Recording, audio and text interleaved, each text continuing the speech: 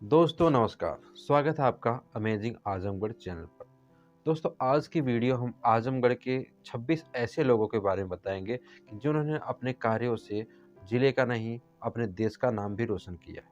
तो आज की वीडियो बहुत ही खास होने वाली है, तो आप लोग कृपया वीडियो को लास्ट तक बने रहिएगा और हाँ, अपनी राय जो है कमेंट में ज़रूर लिखना। तो चलिए शुरू करते हैं। दोस्तों नमस्कार स्वागत है आपका हमारे YouTube चैनल। दोस्तों आजमगढ़ जिले का गौरवशाली अतीत रहा है। आजमगढ़ की धरती ऋषि मुनियों और साधु संतों की तपस्या स्थली रही है। कई महान हस्तियों ने आजमगढ़ की धरती पर जन्म लिया और अपने कार्यों से जिले का गौरव बढ़ाया। तो आज हम ऐसे ही 26 महान हस्तियों के बारे में चर्चा करने वाले हैं। यदि आप नए हैं तो चैनल को सब्सक्राइब कीजिएगा और साथ ही साथ बेल आइकन को भी प्रेस कीजिएगा। तो चलिए शुरू करते हैं वीडियो को और आप बने रहें वीडियो के साथ। राम नरेश यादव का जन्म 1 जुलाई 1928 को उत्तर प्रदेश के आजमगढ़ जिले के गांव आधेरपुर में एक साधारण किसान परिवार में हुआ। इनके माता का नाम भागवंती देवी और पिता का नाम गया प्रसाद जी था। इनके पिताजी प्राइमरी पाठशाला में अध्यापक थे। इनका विवाह 1949 में अनारी देवी जी के साथ हुआ। इनकी प्रारंभिक शिक्षा गांव के विद्यालय में और हाई स्कूल की शिक्षा आजमगढ़ के मशहूर वेस्ली स्कूल में हुई। भारतीय राजनेता के रूप में राम नरेश यादव मूलतः जनता पार्टी के नेता थे। राम नरेश यादव उत्तर प्रदेश के भूतपूर्व मुख्यमंत्री थे और मध्य प्रदेश के राज्यपाल भी रहे। 22 नवंबर 2016 को इनकी मृत्यु हुई। नंबर 2, चंद्रजीत यादव भारतीय राजनीति के एक नेता थे। इनका जन्म उत्तर प्रदेश के आजमगढ़ जिले के लालगंज के सरुपा गांव में 1 जनवरी 1930 को हुआ। चंद्रजीत यादव भारत के उत्तर प्रदेश की दूसरी विधानसभा में विधायक रहे। इन्होंने उत्तर प्रदेश के आजमगढ़ जिले के 220 मुहम्मदाबाद गोहना विधानसभा निर्वाचन क्षेत्र से भाकपा की ओर से चुनाव में भाग लिया। बाद में ये केंद्रीय मंत्री भी रहे। अपने कार्यकाल के दौरान आजमगढ़ के देवरांचल में 42 किलोमीटर लंबा महुला गढ़वाल बांध का निर्माण करवाया। गन्ना उत्पादन किसानों के लिए सठियाओं आजमगढ़ में चीनी मिल की स्थापना भी करवाई। नंबर 3, अबू आजमी भारतीय राजनीति में समाजवादी पार्टी के एक कद्दावर नेता हैं। अबू आजमी का जन्म 8 अगस्त 1955 ईस्वी को आजमगढ़ उत्तर प्रदेश में हुआ। इनका पूरा नाम अबू असीम आजमी है।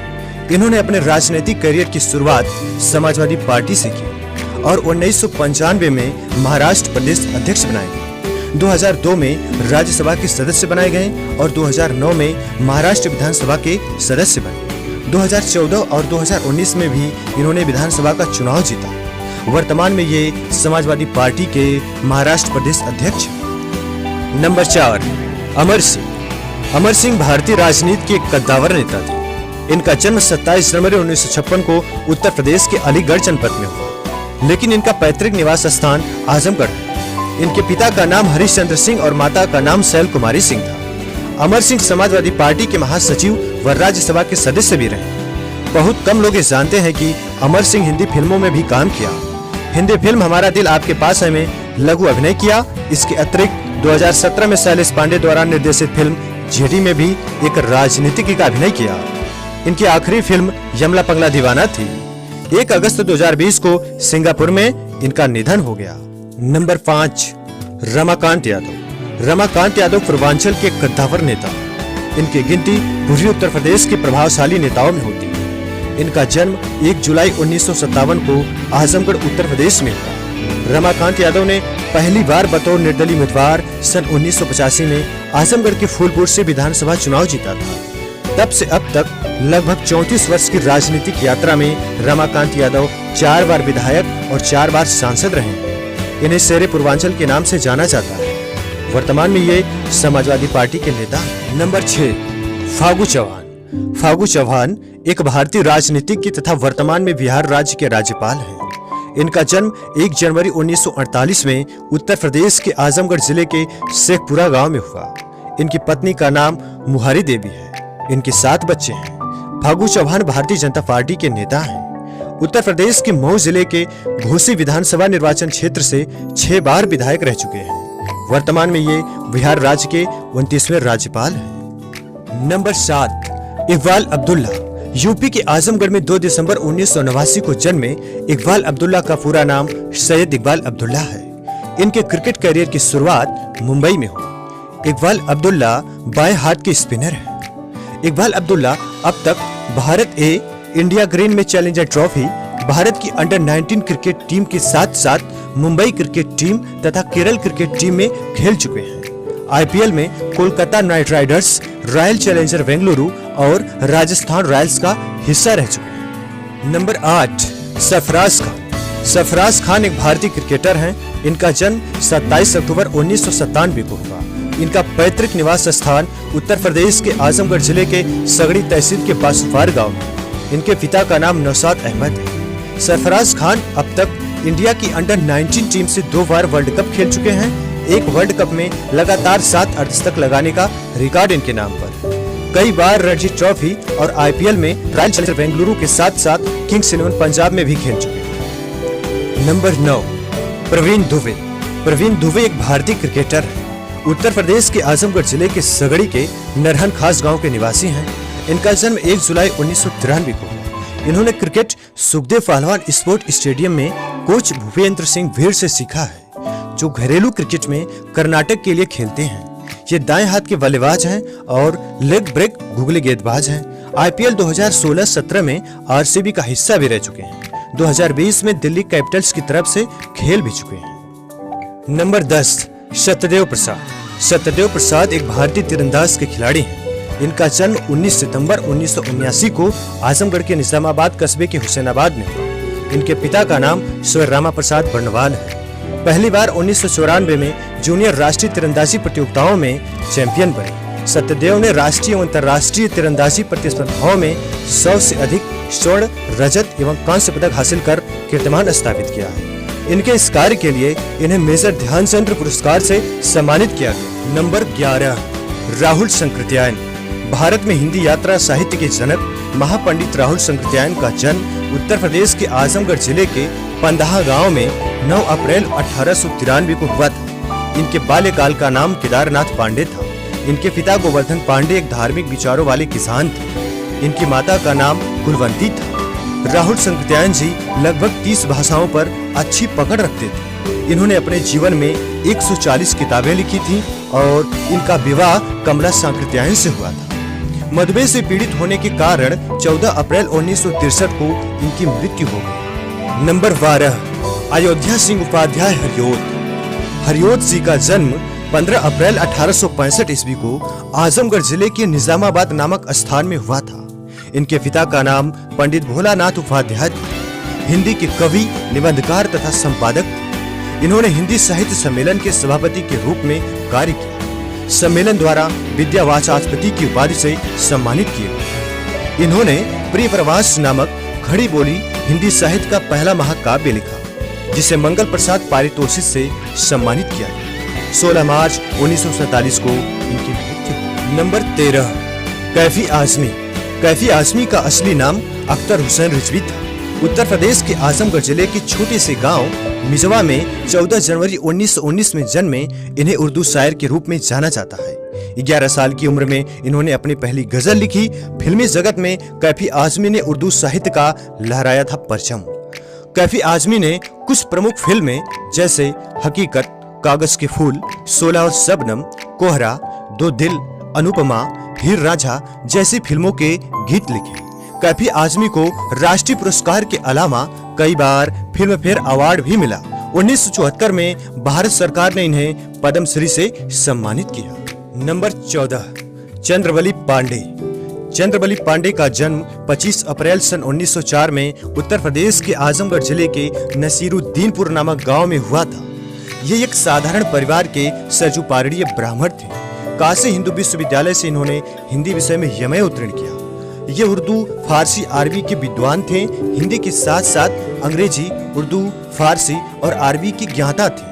हिंदी साहित्य सम्मेलन के सभापति के रहने के अतिरिक्त नागरिक प्रचारणी के सभापति भी रहे। चंद्रवली पांडे द्वारा रचित छोटे बड़े कुल ग्रंथों की संख्या लगभग 34 है। इनकी मृत्यु 24 जनवरी 1958 को हुई। नंबर 15 स्वामी किशन दास। स्वामी किशन दास का जन्म उत्तर प्रदेश के आजमगढ़ जिले में हुआ। स्वामी किशनदास भगवान श्री कृष्ण के भक्त हैं। इन्हें इनके द्वारा रचित महाग्रंथ कृष्णचरित सागर के लिए जाना जाता है।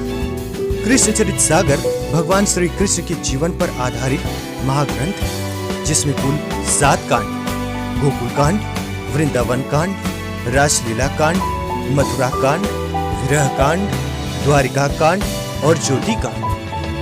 नंबर 16, गौहरजान। गौहरजान का जन्म 26 जून 1873 में आजमगढ़ में हुआ था।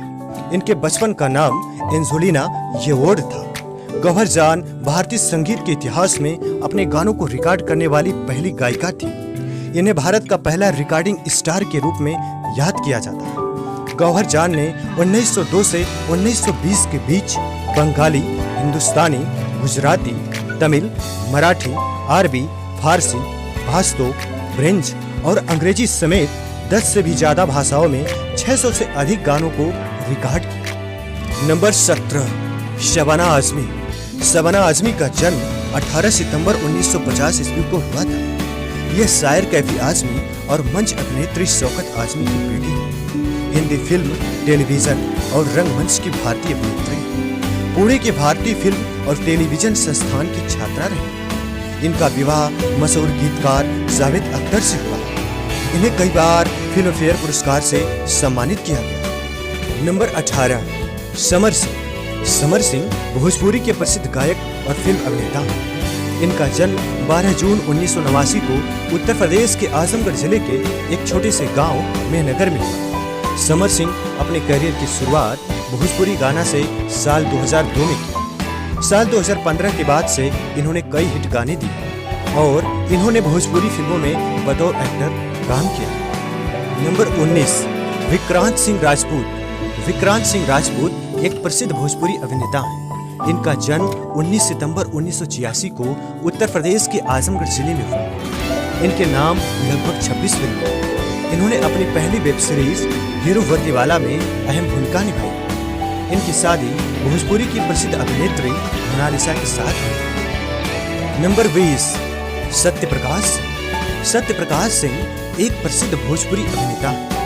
उत्तर प्रदेश आजमगढ़ जिले के सगड़ी तहसील क्षेत्र के बैरीडार गांव के निवासी हैं। इन्होंने 2009 में फिल्मी सफर शुरुआत की। इनकी पहली फिल्म नथुनिया पर गोली मारी थी। सत्यप्रकाश सिंह अब तक लगभग 30 से 35 भोजपुरी फिल्मों में खलनायक का अभिनय किया। कई हिंदी फिल्मों में भी अभिनय का मौका मिला है। सत्यप्रकाश सिंह को उत्कृष्ट अभिनय, शॉर्ट फिल्मों के कंसेप्ट डिजाइनिंग और लेखन के ऊपर बांग्लादेश की एक संस्था की ओर से वर्ल्ड आइकन का अवार्ड दिया गया है। नंबर 21, सुखदेव पहलवान। आजमगढ़ जिले में यदुवंशी कुल में जन्मे सुखदेव यादव अपराजित पहलवान थे। इनका जन्म 20 जनवरी 1902 को उत्तर प्रदेश के आजमगढ़ जिले में सम्मोपुर गांव में हुआ था। इन्होंने अपने जीवन काल में अनेकों कुश्तियां लड़ी, बड़े से बड़े पहलवानों को धूल चटा दिया, मगर इन्हें कोई पहलवान हरा न सका। ये अपने जीवन काल में अपराजित पहलवान थे, इसीलिए इन्हें आजमगढ़ की शान और जिला केसरी के नाम से जाना जाता है। इनकी याद में आजमगढ़ जिले में सुखदेव पहलवान स्टेडियम का निर्माण किया गया है। आजमगढ़ में हरबंशपुर स्थित सुखदेव पहलवान तिराहे पर इनकी एक मूर्ति की स्थापना की गई है। 12 जून 1989 को इनकी मृत्यु हुई।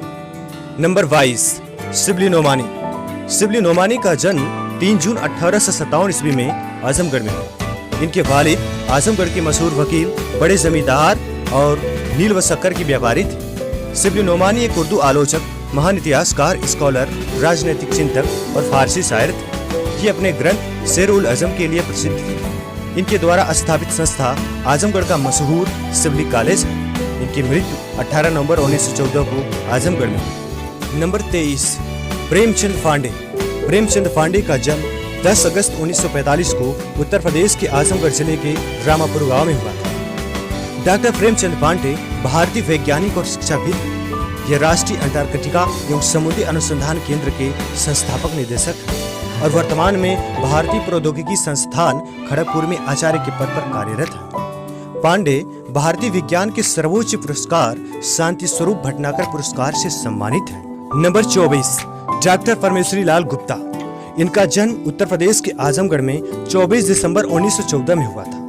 भारत के स्वतंत्रता संग्राम सेनानी, मुद्रा शास्त्री, इतिहासकार एवं हिंदी साहित्यकार थे। ये भारतीय राष्ट्रीय कांग्रेस के सदस्य थे। इन्होंने अंग्रेजों के खिलाफ कड़ा विरोध किया और आजमगढ़ में इतने लोकप्रिय हुए कि आजमगढ़ के नेहरू कहलाए। नंबर 25, विनोद कुमार वर्णवाल। विनोद कुमार वर्णवाल का जन्म 9 जुलाई 1969 को आजमगढ़ में हुआ था। इनके पिता का नाम राम कैलाश वर्णवाल था। इन्होंने इलाहाबाद विश्वविद्यालय से BA LLB किया था। विनोद कुमार वर्णवाल जी कुछ समय तक इलाहाबाद उच्च न्यायालय के न्यायाधीश भी रहे। नंबर 26, प्रकाश सिंह।